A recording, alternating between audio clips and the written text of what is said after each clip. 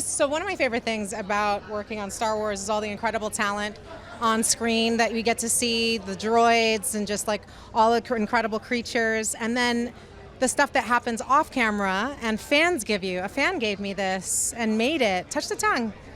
Yeah. I know. So she's like now been with me from Raleigh Con through Birmingham, Alabama, Atlanta, New York, LA, and then on the way back to London where we actually filmed the second season. So it's going to be very cool. But in the meanwhile, she's been my service animal on the planes and people have been freaking out and it's been great.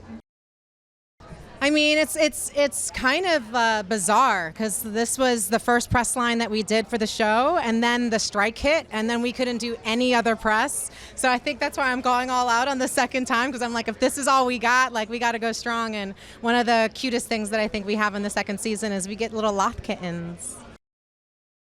I think, we got to see a transition in her, not only because we got to see the flashbacks of her back in the Clone Wars and see how young she was being thrust into war, but that we also got to see sort of like where she's come after being Fulcrum, and it's been heavy, to see the journey of her master, her friends, her brother, and Darth Vader, and just like all of these, and Anakin Skywalker, and and I think she was just in a really heavy period, and we got to see that in Mandalorian, where she denies, taking on Grogu as a Padawan.